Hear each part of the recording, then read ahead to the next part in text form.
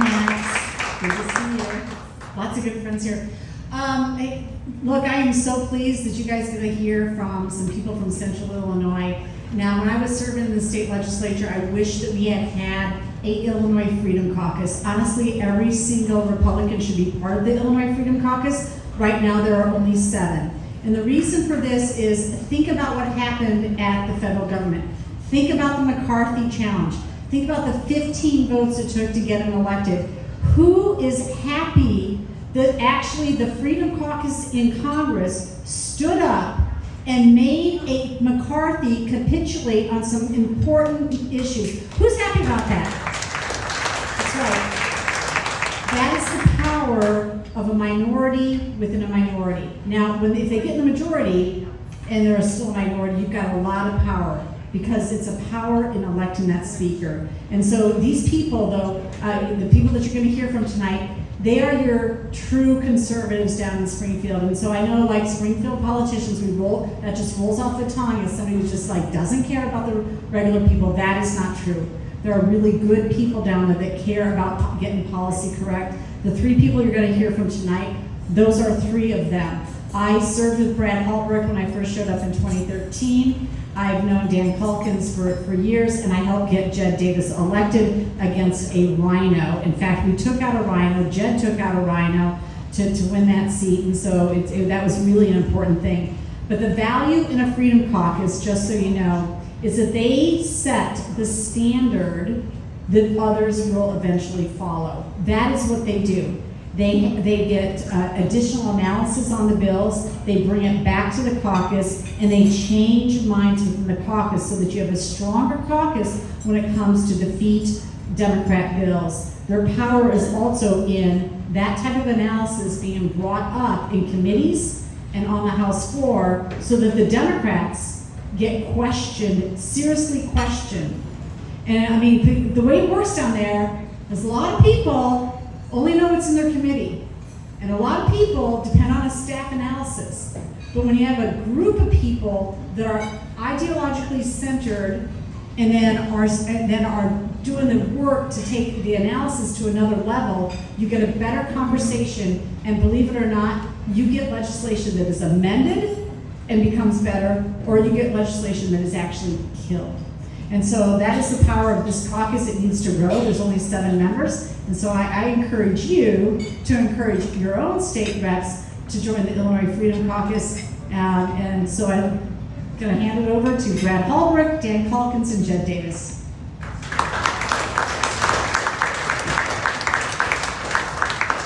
Good evening, everyone.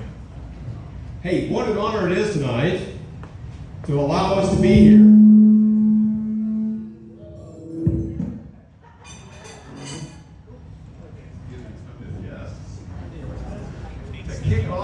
State. I didn't know we were going to be the headline event tonight.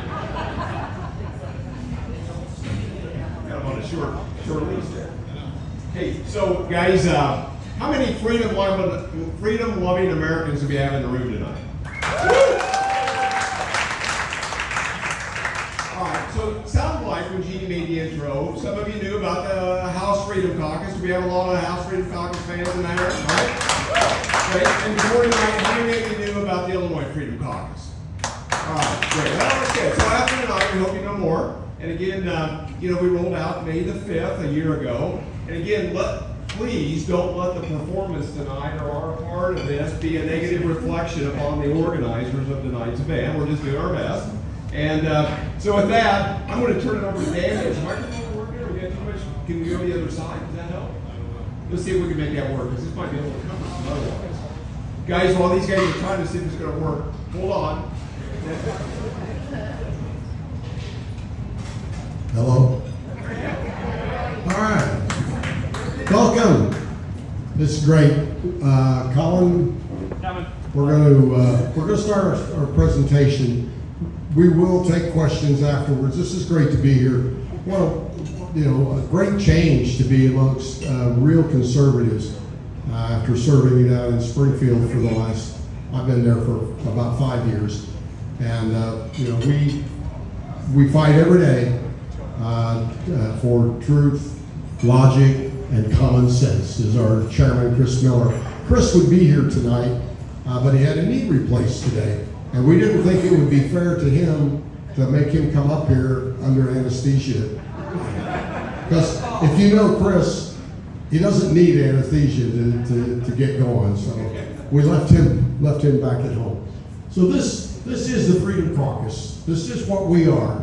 And you can everybody read this so I don't have to go recite this? Is this okay? Can you see it all right in the back? Good. So this is what we do. This is what we stand for. This is why we're here. We're part of the National Freedom Caucus Network. We are affiliated with the Congressional Freedom Caucus. That's Jim Jordan and the crew. Congresswoman Mary Miller, Chris's wife, is a member of the Congressional Freedom Caucus as well. So this is why this is really our charter. So truth, logic, and common sense. I got that right the first time, Brad. We did that good. We serve the purpose of helping guide our caucus, the Republican caucus, to help them understand and stay true to our principles. We also work in our committees to help influence legislation, to, I think, forcefully in some cases, tell the Democrats, or at least help inform the Democrats of why what they're doing is not good for Illinois. And as Brad has alluded to earlier, we've had a lot of good success. We have been able to work in our committees and on the House floor to stop bad legislation, to delay or change bad legislation, and it's probably not seen by very many people. But every time you see a bill that comes up, and it says, you know, House Bill 2175, Amendment 1, 2, and 3. All of those amendments are made in a committee. And they're made because we have some influence in that committee to help change that legislation. We may not be able to stop it, and we may not really want to vote for it. But we can at least influence how that legislation reads when it gets to the House floor. And that is really one of our strengths. You want to keep moving? Jed, you want to sneak up in here? And this is the gentleman that Jeannie referred to who took out a rhino last November. Jed.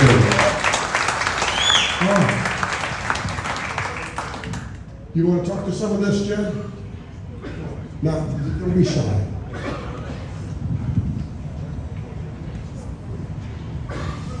Yeah, Jed Davis, I'm actually not far from you. I live in Newark, which is close to the end of the earth, but then these guys would really be off the earth because they're way south. But Yorkville, Kendall County, Grundy County, so when I'm looking for, I'm not trying to disparage Newark, but when I'm looking for culture, I come to like Geneva and St. Charles to find some sushi because it is non-existent where I live, even though it's only 45 minutes. But it is an honor being a member of the Freedom Caucus. It was an absolute no-brainer to join. I was actually here, not that anyone would remember, but like a couple years ago when the governor sued a school that I was involved with in Yorkville. So it's great being back on the other side of elections as a rep, having one session under belt. And I would be lost if it wasn't for Colin and others in Springfield. You walk in and you're drinking from a fire hose. So to kind of have that supplemental bill analysis and everything that comes with it is such a resource that the Freedom Caucus provides. And absolutely, protecting your rights and freedoms, because Illinois does nothing but trample them over and over and over. And then it takes years for a judge to finally rule them unconstitutional, which is, people should be thrown into jail for that. Like, you shouldn't lose your rights for years that are your rights under the Constitution of both this state and the great nation in which we live. So we're on the front lines, and we'll absolutely protect rights and freedoms.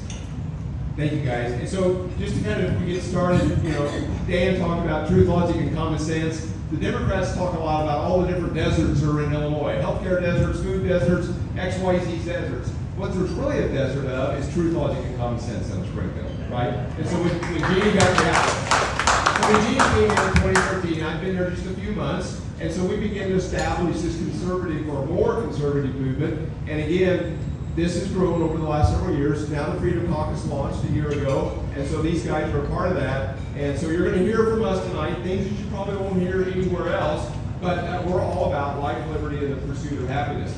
As we kind of get our sea legs here, we're going to flip to the next slide. And of course, again, it's not enough, right, just to beat up on the Democrats and the bad policy, even though there's a ton of stuff to talk about when it comes to bad policy that the Democrats have.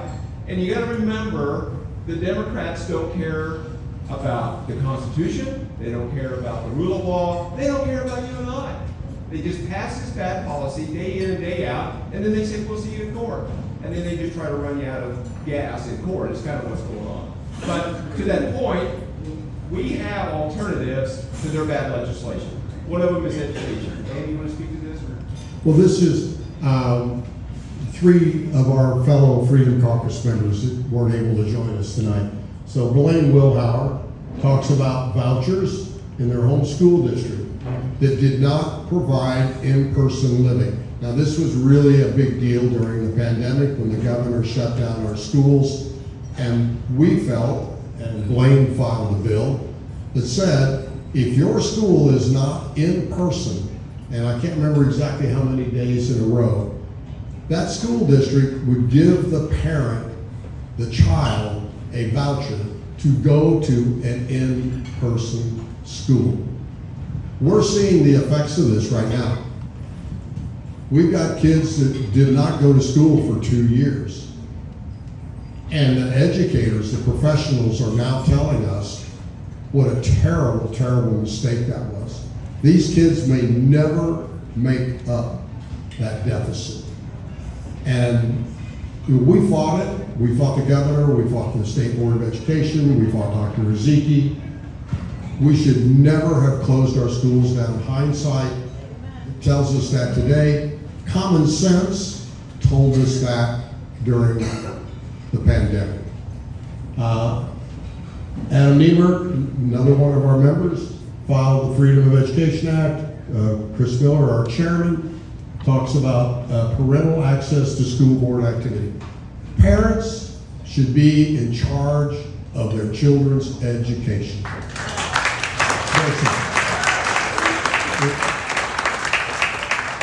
We see all these news stories and parents show up to school boards and they're livid.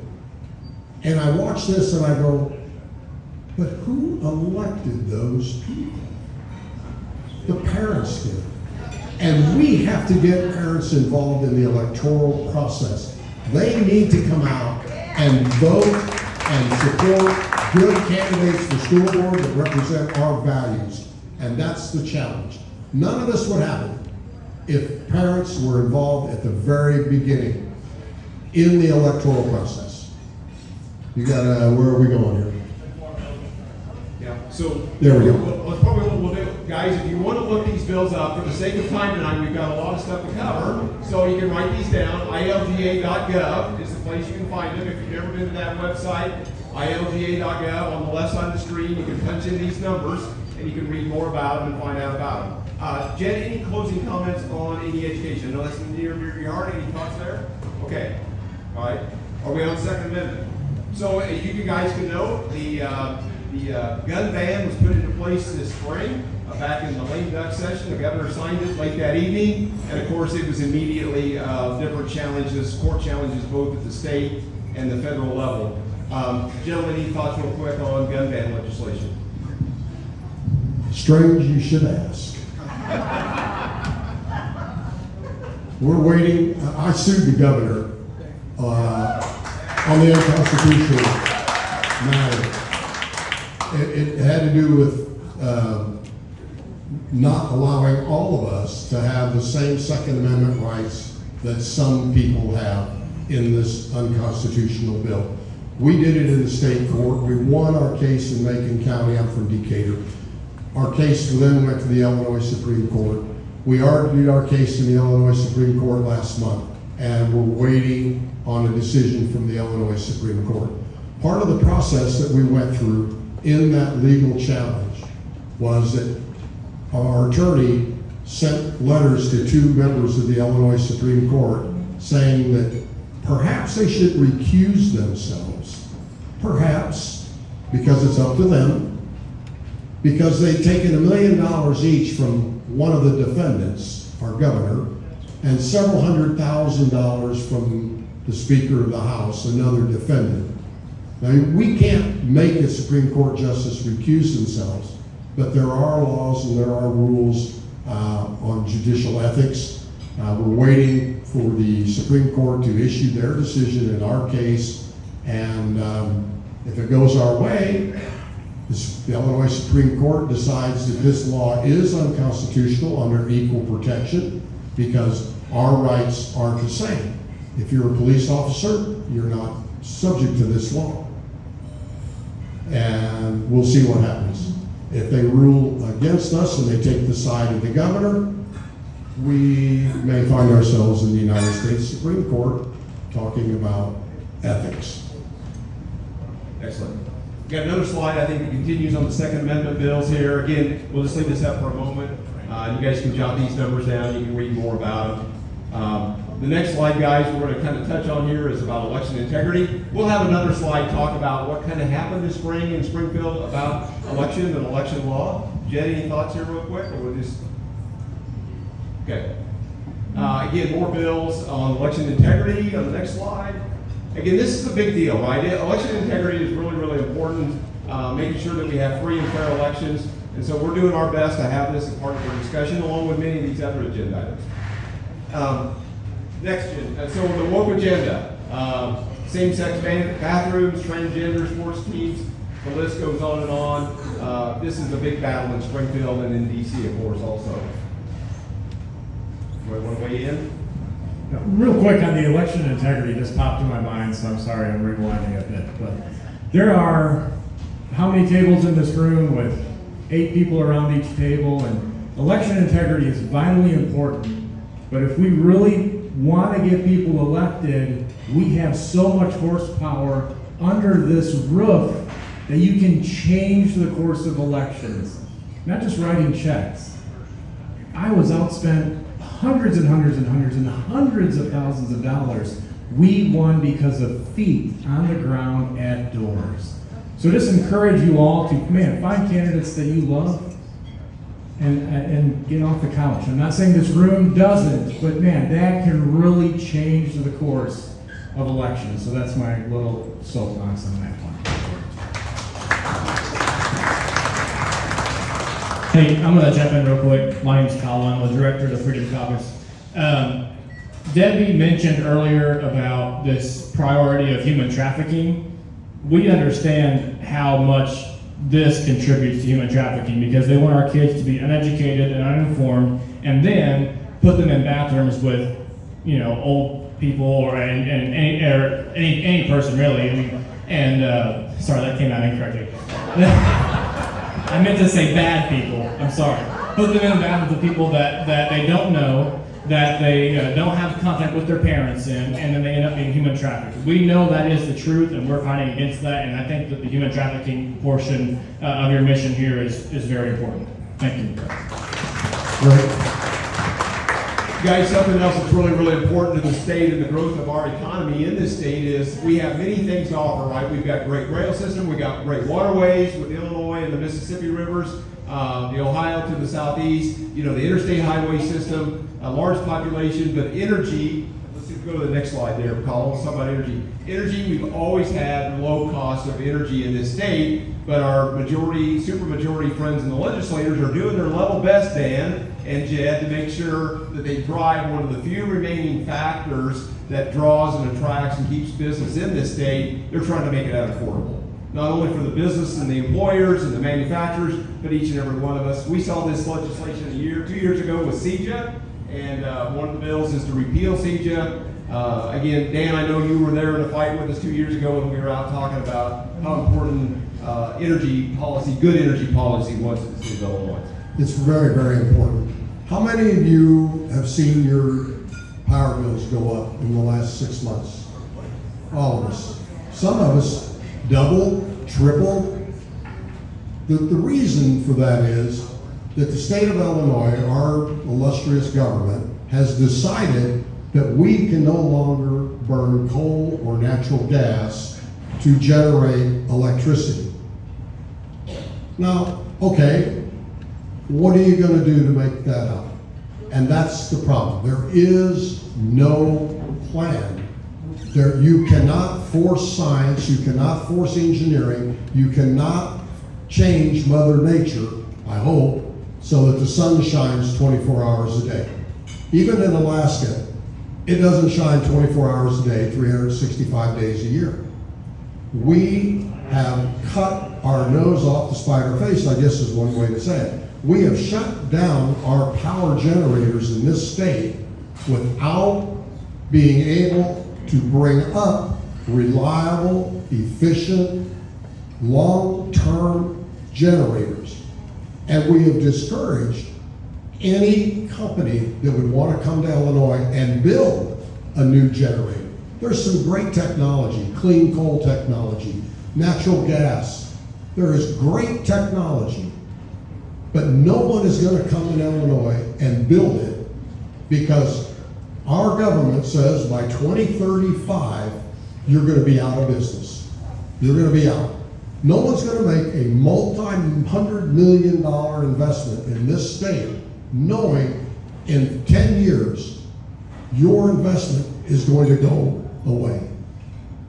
Indiana, they are building gas-fired generators, but they told their coal generators, you can't shut down until those gas-fired generators are producing electricity.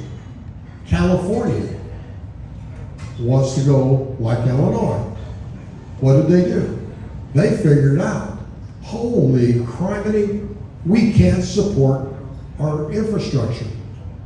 They're building gas-fired generators in California for the emergency times that they need electricity, like every night. Illinois hasn't come to that yet. And that's why our energy costs are so high. It's man-made. The people in Springfield, the radical green agenda, the new Green Deal that's come to Illinois, has caused our electric bills to go up. It can be changed. We just need to change the people sitting in the seats. Right, so I think you guys get it. Go ahead. I think you guys get it. The new bad Green Deal in the state of Illinois is CEJA. There's on the bill. There's a bill to repeal CEJA. This is what's having a negative effect on that, and we'll talk a little bit more about this in another slide. The next slide we have, Colin, is about health rights, and again, we're all about the healthcare freedom for families in Illinois. We want to fight against insurance mandates that drive the cost up for everybody, and against the failing and costly Obamacare model. Jen, I know you've got a bill about transparency in hospitals. You want to speak to that real quick? Yeah, it just means that you would actually know the cost of procedures before walking through the door. I mean, that would be who wouldn't want that? It's actually a federal rule, so it's already a rule, and there are states going around codifying that rule into law. This was a big learning experience for me because I'm like, this is a no-brainer. I get in, I have a Democrat chief co-sponsor on it, big win, let's get it across the line. A lobbyist grabbed it and just said, never. We're not doing this, and they threw it into a subcommittee, which essentially means it was into the morgue, right? Once you're in a subcommittee, you might as well forget it. So that means we are putting lobbyists' interests, I think we didn't know this stuff, but I learned it real quick. We are putting lobbyist interests before the vote, before the people in Illinois, and it is just a broken system that needs to get fixed, which we all know in this room, but that is beyond aggravating to me as a rep. Yeah. And so more bills here dealing with the coronavirus vaccine and exemptions, restoring parental notification, different abortion measures and the like. And so anyhow, just again, for the sake of time, let's go on to corruption. Do we have any corruption in the state of Illinois? Any of this made any headlines lately, Dan? Any- No, I don't, I guess if you're on the receiving end, it's not corruption, it's just, education and your friends wanting to finance your reelection campaign. I don't, I mean, giving somebody $1 million to run their election, I don't know. I mean, I think if somebody gave me $1 million to my campaign fund and they called me at 1 o'clock in the morning, I'd go over and fix them breakfast. I don't, but that's just the appearance of corruption. We have a serious problem, and let's just go right to one of the biggest ones, and that's the teachers' unions. You see it up here. We see it a little bit down south in Decatur, where the teacher unions get involved in school board elections somewhat. But I mean, up here, teacher unions are creating some really, really bad educational outcomes. But because the teachers pay dues and then the unions decide what to do with their political funds, they're able to donate huge sums of money. And I don't know are we going to get to the Yeah. scholarship? Yeah. So we'll talk about that in a minute. But money is you can track a lot of things that happen back to money. We had a bill that got passed that said that if you want to sue the state of Illinois over a constitutional problem, you had to go to Springfield or Chicago. Totally unconstitutional. But the trial lawyers wanted that bill passed. And it got passed. This is an amazing, mind-boggling process, I guess, and Jed's seen it. I mean, we all experience it. You get a well-funded lobbyist that shows up. They have a lot of sway. And we end up with huge problems.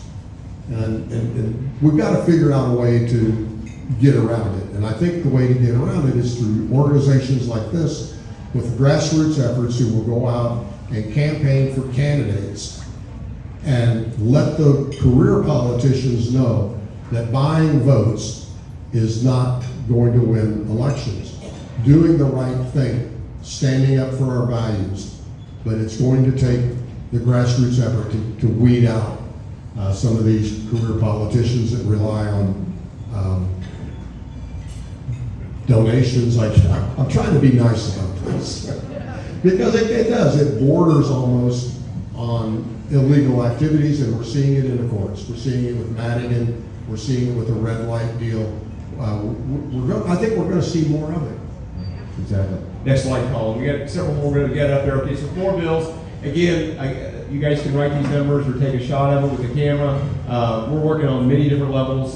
Especially what we saw this year was the last 3 years was the overreach of the powers that the governor has in terms of emergency. What were we under? 1,000 days, 1,100 days of emergency orders by the governor. So these are some legislation, some different things, timelines for lobbyists, on and on and on. The other next one slide is about opposing wasteful spending. It's our goal to take this pension issue head on. Again, we're opposed to any taxpayer or federal bailouts, and just call out the abuses on the system.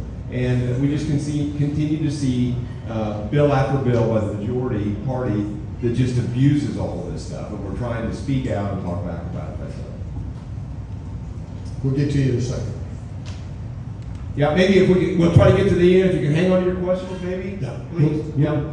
Otherwise, it's going to be 10 or 11 o'clock tonight, and some of us have a long drive home. So. Or somebody's going to have to put us up. Yeah. All right. Spring session. I didn't know we were going to have limericks tonight. There you go. Spring session shenanigans. Did you do that on purpose, Colin? Wow. So just so you know, the makeup of the General Assembly, both chambers, is nearly a 2-to-1, and the committees reflect the same. So it's very difficult to navigate through that. I mean, these guys could do stuff. They don't even need us to establish a quorum, Jed. I mean, they just don't need us. So they kind of have their way with us like a cat with a ball of yarn. So this is the thing that we saw with the supermajorities. They would call an 11 o'clock start time. Maybe they'd get started an hour later. A lot of times they might go to committee or they might go to caucus for 2, 3, 4 hours. It wasn't uncommon to be delayed 4 and 5 hours from the original start time. And so, again, this is no way to run a train, but this is the way it's been for the last 3 spring sessions since the change in leadership. Just again, kind of abusing the members and abusing each and every one of you guys.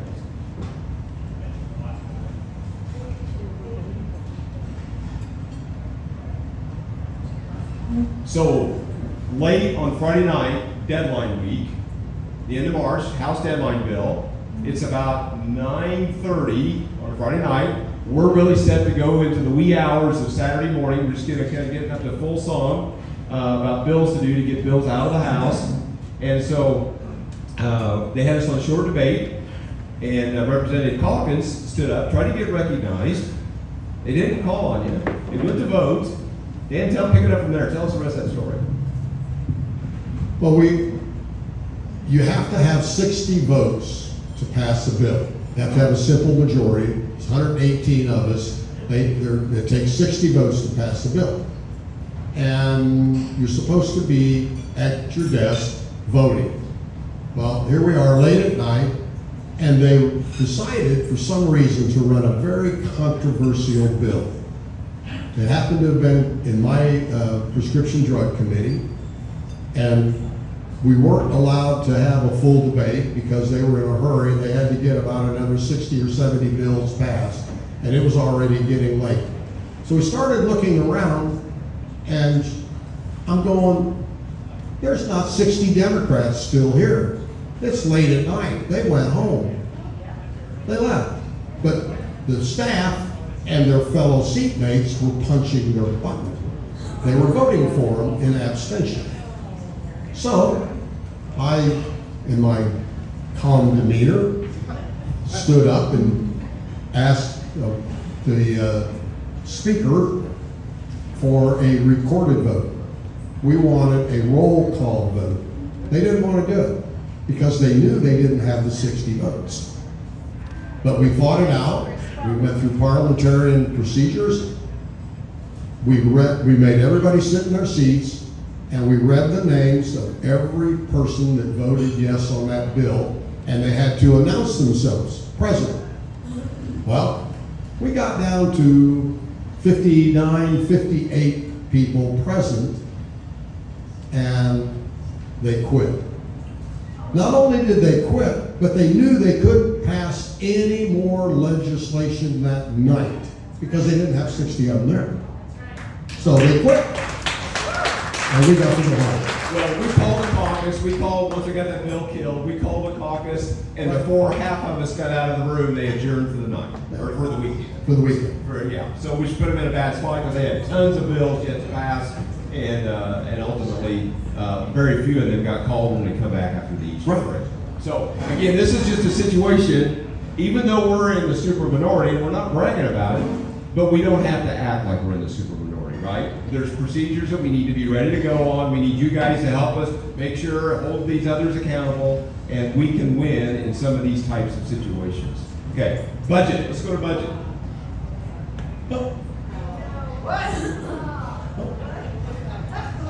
I think I got the wrong slide set. Gas tax. Yep.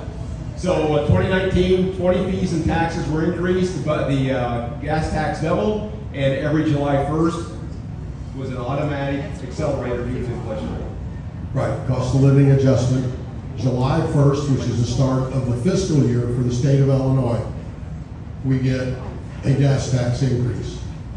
Now last year, we had the governor delayed, I don't know how he had the power to do that, but he just unilaterally declared that we're not going to impose the gas tax increase last July 1st. He also did it with the grocery tax, and he also came back with school supply tax. He just unilaterally said, nah, we're just going to hold that.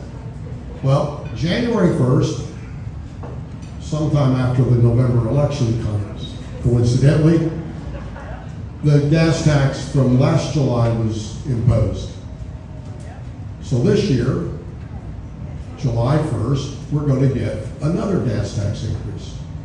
Our gas taxes will be the 4th highest in the country, July 1st, and it will continue to increase every year without any legislative involvement. And that is wrong. That's taxation without representation. It's hurting working class people, it's hurting all of us. Gas, diesel, these taxes are absolutely off the chart. Our roads were supposed to be getting fixed. I don't know about you, but down in central Illinois, we're not seeing it. There's some stuff going on. But this tax, and I don't know what it says, I think it's another 6 cents. I think it is another 6 cents a gallon, July 1st. Yeah, so we went up from 19 to 38, plus. There's also, on top of all these taxes, by the way, a 5% state sales tax. So we not only tax you, but we tax the tax. See Illinois way. All right. Gender neutral bathrooms, I think it's the next one. Oh, Jed, you can do this. We'll pass to Jed. Yeah, they suck. Like, I don't know what to say about this. Like, the stuff in Springfield that we vote on just doesn't make any sense. Like, it's the most insane environment that I've ever found myself in, and we're discussing issues. I've been at so many independent voters' doors. I guarantee you, if they knew what actually happens, and if we could truly communicate it, we can turn the tide in Illinois, because people are not for this nonsense that we're doing in Springfield, gender neutral bathrooms, or whether or not you should pet a bear. 35 minutes on whether or not you should pet a bear in Illinois. Like, that should just be natural nutrition. If you don't have the common sense to know that, I'm sorry. Well, and Jed, this was a wildly popular bill, right? They have 78 members, Yes. and it barely passed. Yeah, they struggled. We didn't think it was going to pass. We sit in the back by the men's bathroom, and the ladies, members of the General Assembly, will come over and talk to us from time to time. We talk about legislation, we talk about things, and I'm always the first one to want to offer them a tour of the men's room. Because if the ladies' room on the other side of the house is busy, they're going to be welcome to come to our side of the house. It's very accommodating, it's very nice, it's always clean, and I haven't had anybody take me up on it yet, but that's probably why they only got 60 votes out of 78. Right. Again, this is one of the pastimes that the General Assembly likes to do. I talked about it a little bit earlier, is they continue to pass unfunded mandates on all units of government at the local level and on businesses, and this affects government. We argued the fact that this was a mandate. They said, no, it's not. But when you look at the underlying legislation that was passed a year ago, it's a mandate. So with that, next slide. So again, this is more about the energy stuff that we talked about. This was lame duck session, and that happened early in January. I think it was the 9th or 10th of January. HB 4412 passed. This is kind of this lack of planning and forethought into good legislation. So when CEJA passed 2 years ago in the fall, they were saying, hey, we're going to shut down coal and natural gas electrical generation, and we're going to do this by a certain timeline, prematurely close these facilities, and we're going to ramp up to alternative energy sources. The problem is there's really no clear-cut plan. There, I got a clear-cut plan to do that. And so, counties can, with their locally elected officials, can figure out what's best for their communities, what's best for their counties, and put the zoning in place. But what was happening is certain counties were saying, hey, look, we'd like to have stronger standards than maybe some other counties. And so the lobbyists all got together with the special interest or the clean energy folks, and they put in place with this HB 4412 a statewide mandate that strips out local zoning control. Everybody with me on that one? Strips out over 70 counties were opposed to this bill. In fact, there were counties that are friendly to the development of wind and solar, but they were opposed to it because it hamstrings their ability to work with local elected officials and developers to get this done. Again, this bill barely passed. That's Oh, yeah. 70 out of 102 counties, Caucus County, were against this bill. Right, and the trailer bill 3445 was just a follow-up to that. There was 2 amendments that passed. One of them dealt with drainage districts. The drainage districts are 1,700 drainage districts across the state that deals with farmland and the like, and how to drain. And it's just local farmers or landowners get together and figure out how to best drain their land. But this was an amendment to help make them whole. When you talk to the drainage district folks after this was passed late in May, it didn't do anything to improve their situation. Amendment 4 allows Ameren, which is outside the PJM, we're probably in PJM territory here. So most of the rest of Illinois is controlled by Ameren, is a distribution company there. And this bill was, usually when you see these no votes up here, that's us guys, right? 15, 20, 30, 40 of us Republicans voted. These no votes were Democrats because Amendment 4 would allow Ameren to bring in coal and gas-fired electricity from out of state. MISO, the grid operator of 11 states, said the grid's in jeopardy of failing because of I didn't say because of CG, but that's what it was, right? So this allows Ameren to build some power lines, upgrade some power lines, to bring in energy from out of state. And guess how they generate energy out of state? Illinois coal. Illinois mines it, ships it to Indiana, and Indiana creates energy and ships it back into Illinois. They burn it and sell the electricity back to us at 4 times, 5 times what it should be. What do we got next, Holland? Yeah, so elections, there were some victories this year. Dan, Jed, in election. This was a big omnibus bill. And that seems to be another pastime that the majority likes to do, is put a bunch of small pieces together and put it into one big omnibus bill. This was no different dealing with elections. The good news is, guys, it puts the primary back to the 3rd Tuesday in March, so the normal kind of timeline that we had in the past. But the other big bugaboo I think we were successful on was this ranked choice voting. If you were you gentlemen would highlight what that is. This is again things that the public doesn't see. The Democrats clearly wanted to implement ranked choice voting in Illinois. They had it on their agenda. It was something that they had studies on, and they were ready to pass it when we got involved. When they finally brought it out of the closet, so to speak. I guess Democrats coming out. Anyway. And we pushed back. And you pushed back. The people pushed back against it. They don't want it. We thank you because of your efforts, because of the work that groups like this have done. The Democrats scaled back ranked choice voting to put it into a study. So now we're going to have some kind of a, I don't know.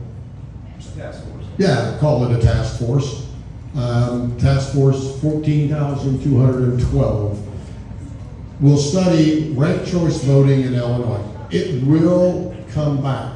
It is a priority, but it will not be able to come back in time for the next election. I don't believe that they have time to get it done. So, but we must remain vigilant. That cannot pass. It will destroy the Republican Party in Illinois, and we will never have a fair and open election again. Yeah, so Illinois is making the headlines, right? The Wall Street Journal, the paper of record across the nation, 4 headlines about Illinois in 3 weeks. And you guys can see that. You might want to take a shot at that. And we got more details that we can get you to reference what the details of all these are. But again, for the sake of time, Illinois is making headlines, but for all the wrong reasons, right? So this is kind of a real problem. And we saw another headline today in the Wall Street Journal that really could reflect Illinois. We're on the bottom of all the wrong lists, and we're on the top of all the wrong lists, and this is making national headlines. All right. May 19th, we were supposed to adjourn, Jed. Dan, what happened? Jed stopped him.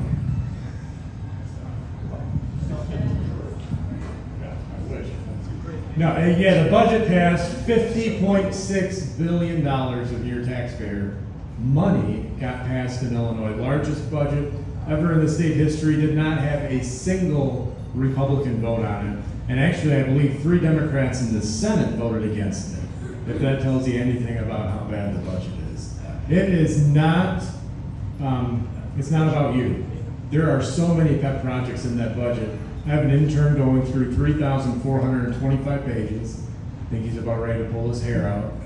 And there is just all these little 500 grand here, 300 grand there, like all over the place. We are just kind of like grandma and grandpa's wallet, just a gift shop to all these special interests in Illinois, and it's a true shame. Yeah, so, yeah, Dan, I guess we'll talk about the kind of the timeline a little bit. Are we going to the next? Yeah, yeah, go to the next slide. There you go.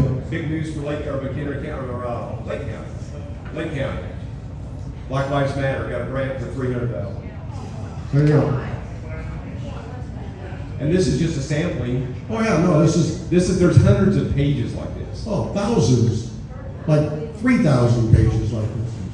This budget could be maybe 500 or 600 pages addressing the true needs and what government is supposed to be doing. But we've got to fund every tumbling group, every organization that needs a handout. Someday somebody's going to figure out how many state employees there really are. I mean, look, we fund every one of these organizations that we fund. The people that work for those organizations are essentially a government employee. And we've got, I mean, we're already the largest employer, we know that. But I mean, think about it. Every organization that gets a majority of their funding from the state of Illinois, those people work for the state of Illinois, and it is in their best interest to keep the tap on. And we continue to see how that affects this budget. When I first got there 5 years ago, I think the budget was what, 34, 36 billion? 36 million. Yeah, 5 years ago. 5 years ago. We don't have the money. We don't have the money to sustain this. I'm here to tell you, this budget is not balanced. It's out of whack. And my best guess is that it's out of whack by at least $2 billion and maybe $4 billion. And somehow, some way, we're going to pay for it. And that's a serious problem. Well, Dan, the good news is the supermajority voted themselves a $5,000 pay increase. Thank you. Well, inflation, right? Everybody's got to have more. So, yeah, it's just important that we vote themselves another pay increase. Real quick, I was just at a conference in D.C. with reps from all over the nation. It was really fascinating because they're all from states with supermajority Republicans. So it's just really interesting listening to them, but we started talking about pay, and literally when I would tell them what Illinois made, they would all fall out of their chair because they are getting maybe 20% of what Illinois is getting for a legislative salary. But then they would say, hey, but you're full-time. So then the next question is, well, when are you in session? When am I in session? And it turns out we're only in session like 3 weeks longer than they are, but we're making sometimes 4 to 5 times more than those legislators are in other states. So it just was a huge magnifying glass of the insanity in Illinois. It's a part-time job with a full-time pay. Right. Guys, another big issue that was a major contention in the General Assembly. Again, the earlier slide talked about it was scheduled to be out by May 19th. They didn't get it done on time. A week later, we came back on a Wednesday. I think they said the Democrat leaders got together and said, we've got an agreed budget. They just forgot to tell their members for like nearly 30 hours that they had got it agreed to. And so one of the important issues in this bill, for the Latino caucus was this matter of nearly, over $1 billion for illegal alien health care. Yeah, well, the governor started his plan, 3 years ago, 4 years ago, and wanted to help elderly illegal immigrants with their health care. It's grown now, not just the elderly, it's now 41 years, or over 41 years, so 42 to end of life. It was projected by very reputable people that this would be $1 billion+ cost. And everybody went crazy because there's not $1 billion in the budget to pay for it. So they scaled it back to $500 million. And then gave the governor special power to move money around so that if he needed to put another $500 million, he could do that without legislative consent. Well, the governor's, if you read what's going on, he's limited enrollment, he's asked for a copay, and the Latino caucus is going crazy. They feel betrayed. And so we'll see how it ends up. But there's a $500 million hole in our budget if this thing gets fully funded. Yeah, so again, this was a program that was created in 2020. It was estimated to be 1 million. It was actually 2 million, and now in less than 4 years, it's grown to be over $1 billion. And given the governor, it's just unbelievable growth. And given the governor emergency powers to manage half of this, $500 million, what could possibly go wrong with that? So, and you wonder why we're a magnet for these folks. Why Illinois is a magnet? right, Because it's free healthcare, right. So amongst other things. Right. So $7 million for a commission on diversity and equity and inclusion, not conclusion, in conclusion. Millions for abortion care for residents in and out of state, and no Invest Kids program. This would have been the 4th year of that program, or 5th year. It was Fifth year. It was due to sunset at the end of the year, Jed, and then we'll Kind of invest in kids. Invest in Kids. Speak to that. It helps people that really need the choice. School choice is a huge need for this state. And I was just at a retired teachers meeting at the IEA office. I was one of only 2 Republicans there. And they are ready, the other side of the aisle, speaking up against this bill, are ready to just butcher it at any which way they can to hopefully never be seen again. And they believe, well, it's for the rich, it's for this. The average household income that is being served by Invest in Kids is $46,000. That is the average household income. So you can't tell me these aren't people that need school choice because of the environments in which they find themselves. But yet we are a state that cares about the people unless special interest tells us otherwise. So it's wrong. And we need this program. We need to have no sunset, and it needs to grow. Yeah, this year we saw states all across the nation expanding and creating new school choice programs, and Illinois is going the exact opposite. So anyhow, Steve, we could talk for 3 hours about education. Call it next to the last slide, or next to the last slide. So you can find us all over social media, website. You can just Google our names. IllinoisFreedomCaucus.org has got a presence there. Also on a YouTube page, Facebook sites. We've got some YouTubes, but I don't think we're going to be able to show them for the sake of time. And with that, we got a newsletter sign up in the back of the room. Look for that on a clipboard.